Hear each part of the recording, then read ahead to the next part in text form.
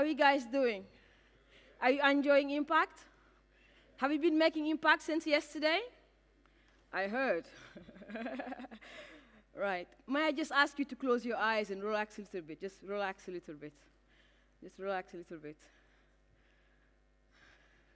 Just let's take some time to love each other and appreciate each other this morning. We're very grateful to be here.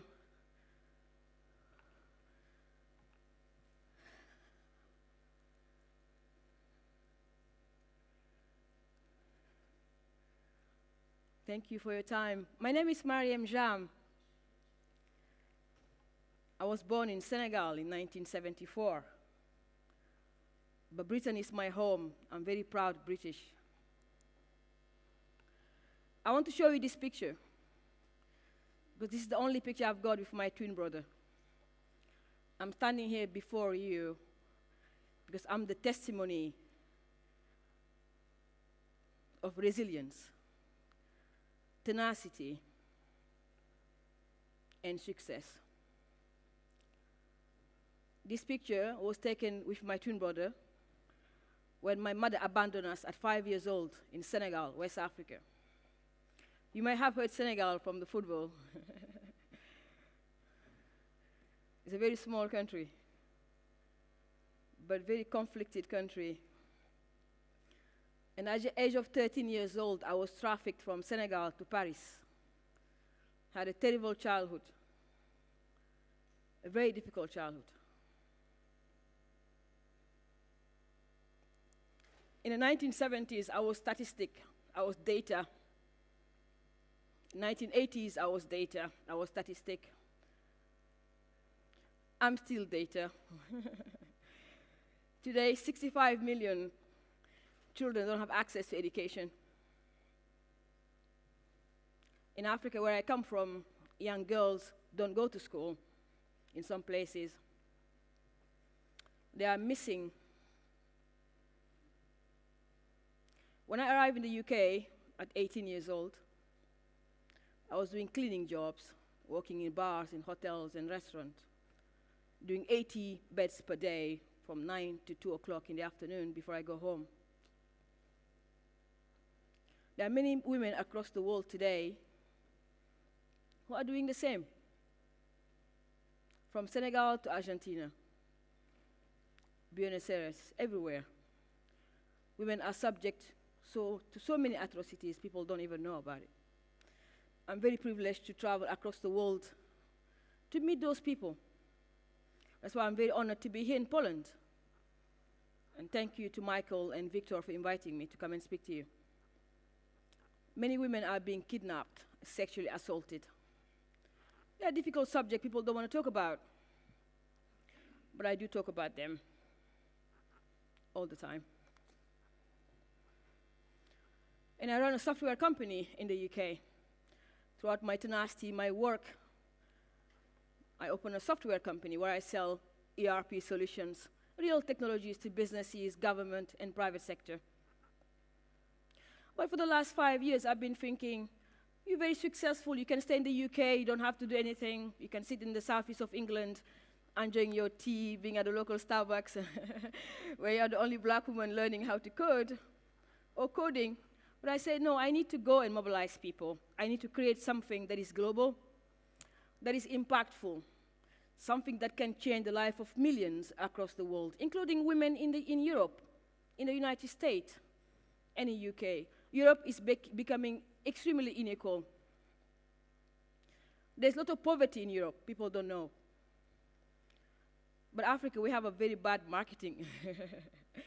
People see Africa as a war, corruption. That's not true. There's a lot of poverty in Europe, which I'm trying to address today. So for the last 5 years, what I decided to do is to create something called iamtheCODE. iamtheCODE is now the first African-led initiative, mobilizing government, private sector, and investors to enable 1 million women and girls coders by 2030. I learned how to code 7 languages in 2 years because I couldn't get a job in the UK. I didn't have certificates. I didn't have GCSE. I didn't have A-levels. I started reading and writing when I was 16 years old in Paris. So what I'm trying to do right now is to get women and girls to innovate. Technology is creating injustice around the world. I want to invest in women and girls, in ecosystems we have across the world, not just Africa. Young women in Africa, they're coding 4 languages for women in the US and Europe. We have women in Poland who are coding. We have women tech networks in Poland. But all they need is to be part of this ecosystem. They need funding. They need visibility, people to see them. We need to collaborate and build bridges. The world is so divided, we cannot just work in silo anymore. We need to work together, collaborate. What's happening in Poland is happening in Africa. We're just not paying attention. The other thing I'm trying to do is bring the humanity back. We need to have empathy, compassion, and kindness in what we do. As David said yesterday, innovation has no race, no boundary, no age. Technology is not just for white people or black people, it's for everyone. Young girls sitting down right now in Kampala, in Uganda, are coding.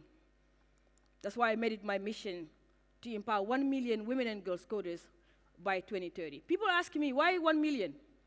Why can't you do 10 million? Because I know with 1 million, I can prove it. I can sit at the United Nations 2030 to demonstrate that we've done that. We've taught girls how to code, we gave them a job, and we allowed them to become entrepreneurs. This is what I want to do. This is how I visualize things. I could make a number, say 10 million, but this number is being evaluated all around the world right now. So many stakeholders are looking into this because I want to prove that data has to be accurate. The data we have right now is inaccurate. You hear numbers all around the world, numbers that are not making any difference. So I'm a data activist. I love accurate data. iamtheCODE was recognized by the United Nations as the first African-led initiative that has a very clear methodology to teach young women and girls from marginalized communities and deprived communities how to code. Technology is an enabler in Africa. Like I said earlier, Africa is a big elephant in the room because people think it's corrupt. People are dying with diseases. Yes, there's poverty in Africa, but there's poverty in Europe too. There's poverty in Poland. But together, we can make a difference. Poverty is man-made, as Nelson Mandela said. We, all of us in this room, can change that. If we just work together.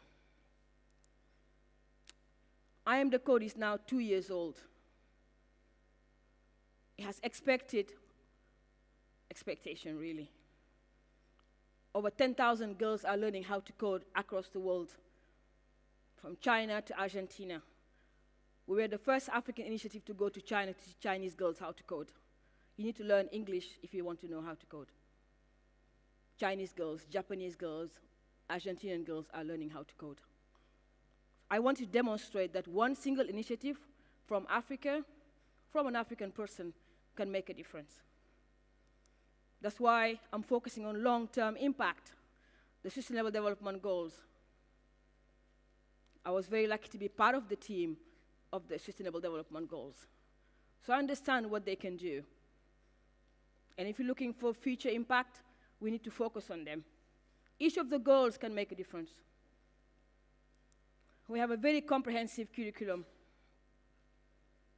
Very simple. Technology needs to be simple for the poor people. It needs to be simple for marginalized communities. So our blended curriculum is making a difference across the world. And we've been just very lucky to partner with the Duke of York in the UK to give content, free content to everyone. Technology needs to be free. We have to give free content to people. Education is very expensive. Information too. Those are one of our technologies. 40% of our curriculum, girls learn how to code in 5 minutes. We have lesson plans. Teachers don't need to know how to code. Communities across the world are using our methodologies because we're adding empathy, compassion, kindness But also we are listening to people. We are listening to what the poor people want, what they need. We're not imposing solutions. We're working with them. This is Laetitia in Uganda. Before I met Laetitia was in a slum. Now, Africa has got 482 technology hubs in 93 cities, 47 countries. People don't know that. But it's a reality. If you want to invest, try to see what's happening in the continent. They're innovating. The marginalized communities are innovating because they have to innovate. I'm also taking this all over the world. In Brazil, in favelas, where young girls are prostitutes. If they don't work, they have no money. We need to help them. Women and girls need to count in your business. Senegal, my country, is a Muslim country. The reason why I go back, because I do a lot of work on systematic change. All of the stuff we do is about systematic change, it's about mindset. In Poland here, we can change our mindset. Events like Impact is for us to change our mindset. As we go home tonight, we need to think about what we want to do. How do we create impact? Do we just want to make money, create profit? Yes, because that pays our bills. But how do we make sure that young women growing up in Poland have got a future tomorrow? They can be part of the digital revolution. Like Senegalese girls, Argentinian girls, Brazilian girls.